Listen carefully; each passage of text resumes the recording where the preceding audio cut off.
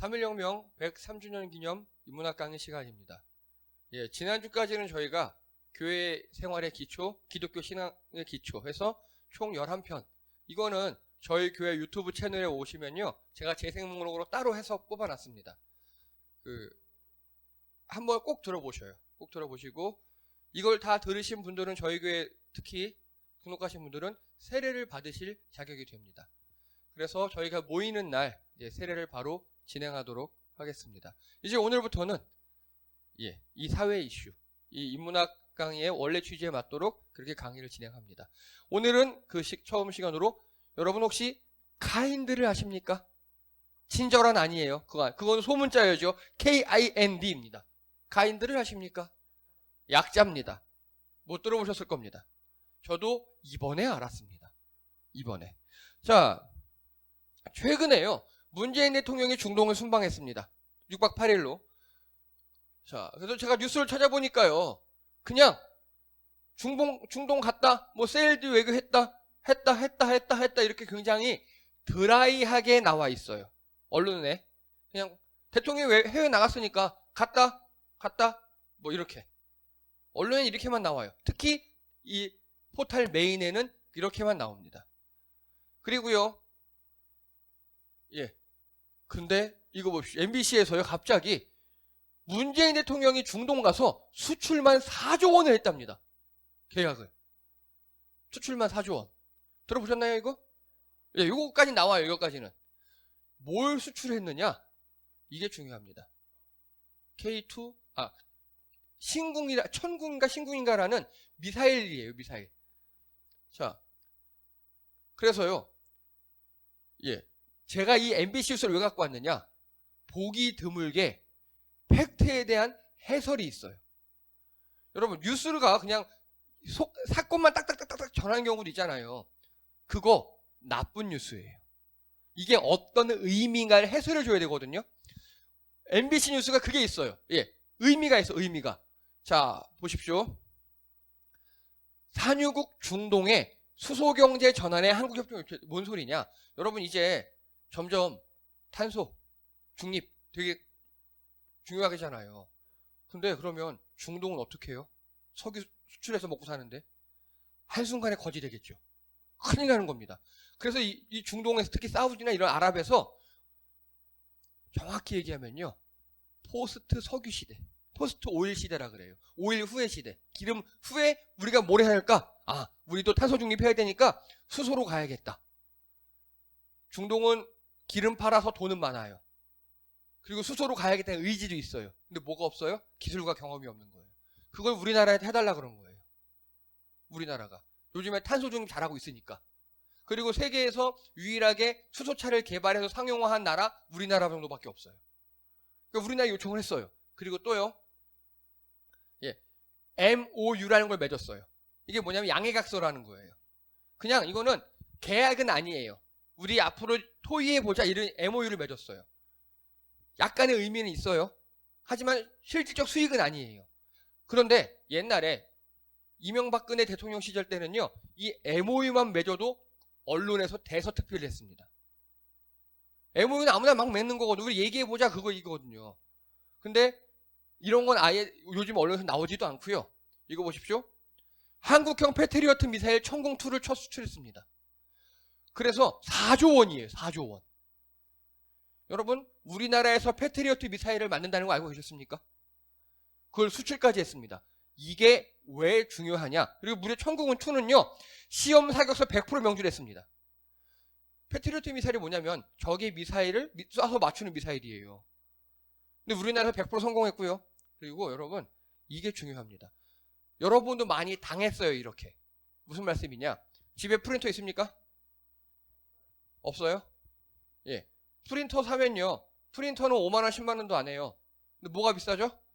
잉크가 비싸죠. 잉크 하나 딱 사면 잘 써야 몇 달, 한두 달 쓰는데 잉크값이 오르면 그만큼 가격 나가죠. 그래서 프린터 하는 사람들, 장사하는 사람들이 프린터 그냥 주는 경우도 있어요. 그리고 뭘 사서 쓰라는 겁니까? 잉크. 우리가 그렇게 판 거예요, 지금. 미사일 요격 시스템을 갖춰 놓잖아요? 그러면 레이더도 있고, 발사대도 있고 컨트롤실도 있고 하잖아요. 근데 미사일 유통기한이 짧아요. 미사일이. 왜냐하면 그 안에 액체를 그 연료를 주입해 놓기 때문에 그게 오래되면 굳어요. 그럼 또 팔아야죠. 그러니까 프린터 잉크랑 똑같은 겁니다. 즉 이게 4조 원이 원래 가격에서 낮은 가격이에요. 높진 않아요. 하지만 이렇게 한번 팔아놓잖아요. 끊임없이 소모품을 우리 걸 써야 됩니다. 이해가 되시죠? 그래서 엄청난 거예요, 이거. 근데 언론들이 해설하지 않아요. 그리고요, 이것만 있는 게 아닙니다. 이거 보십시오. 제가 싫어하는 그 당에서요, 이번에 엄청나게 나쁜 짓을 저질렀습니다. 어떤 짓이냐? 15일부터 22일까지 문재인 대통령이 순방을 갔어요. 그러면 이때 엠바고라는 걸 겁니다. 엠바고가 뭐냐? 미리 기자들에게 다 알려줘요. 근데 이거 15일날 출발하니까 우리 상대방 국가와의 관계도 있고 경호 문제 때문에 14일부터 보도해 주세요 라고 하는 게 엠바고예요. 근데 제가 싫어하는 그 당이 이걸 먼저 까버려 버렸어요. 이거 외교 결례예요. 엄청 나쁜 짓이에요. 그리고 또요, 이거 보십시오. 그 당이 문재인 대통령 내외 이 시국에 중동까지 갑니까? 국민은 힘든 나날을 지내고 있어요. 막 이렇게 논평합니다.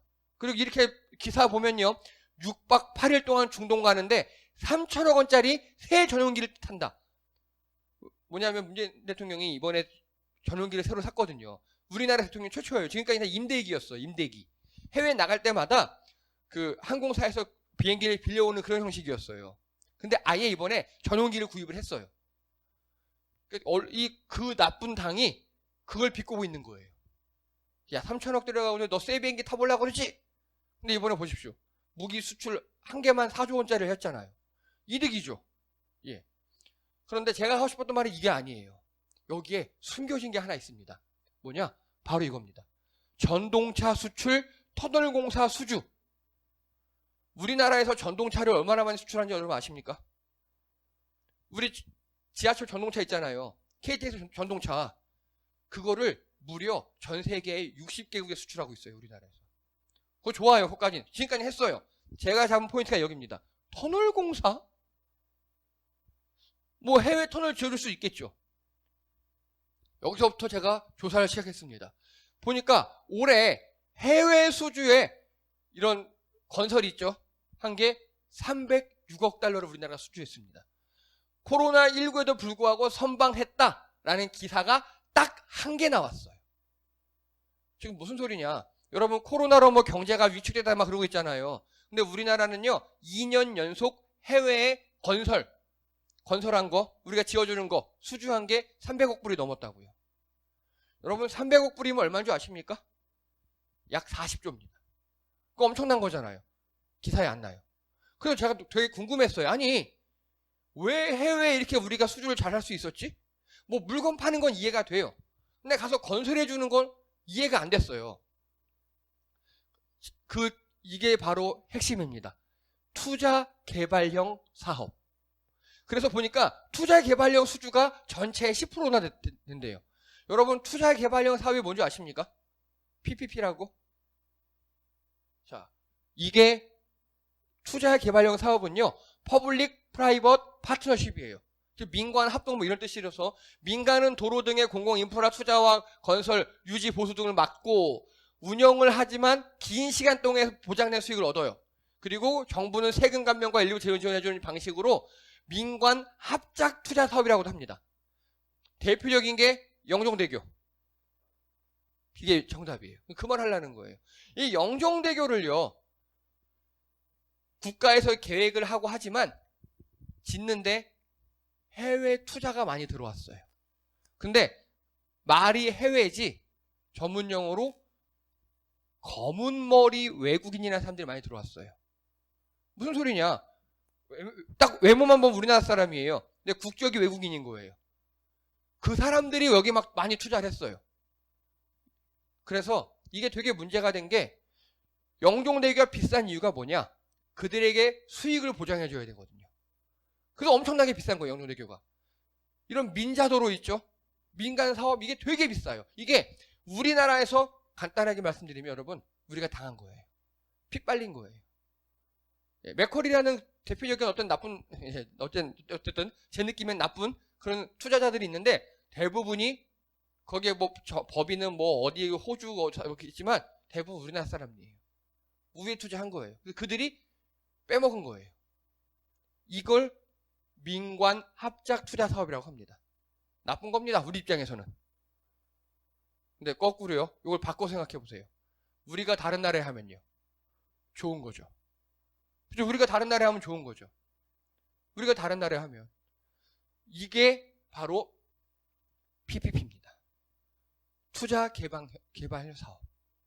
자, 그래서 이 투자 개발 사업이 우리가 10% 이상 했대요. 놀랍잖아요.